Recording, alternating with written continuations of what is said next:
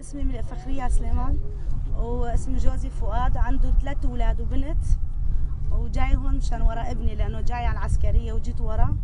كمان كان علينا مخالفة وفي حكي على الحكومة، يعني طريق الحكومة.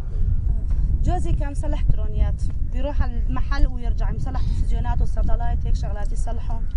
ابني الكبير كان بالمطعم يشتغل والبقية كانوا يروحوا على المدرسة.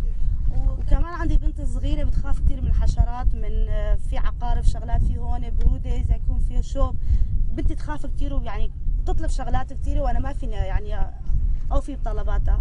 وكمان في الشتاء جاي على طول يقولوا في ثلج هون وفي برودة، شلون بدنا نتحمل بهالخيام وعندي أولاد صغار يعني بدنا إمكانيات ومساعدات شوي. وجوزي كمان كبير بالعمر، شيخ 57 سنة عمره، بدنا مساعدات، بدنا شغلات، بلكي نعمر له شي غرفة هون أو بدنا مساعدات شنو ما كانوا. يعني يعطيكم العافية إن شاء الله، ما في شيء غير. بنتي الصغيرة عمرها 11 سنة وصف 7 كانت، وهلا اجت خربت يعني بيني، يعني هالسنة راحت هيك على الفاضي. وابني الثاني صف 9 كمان. هاي اسمه عندنا نحن نقول الصف 9 يكون شهادة، يعني اسمها شهادة، لازم واحد ياخذ صف 9 وبكالوريا حتى يصفوا. هاي عنده صف 9 كمان راح السنة. بدنا يصير مدرسة، يعني يصورون المدرسة، يروحوا على المدارس، يداوموا مثل العالم والناس يفتحوا عيونهم. كمان بدنا يكونوا مثقفين يعني واعيين، أحسن ما يكونوا بهالشوارع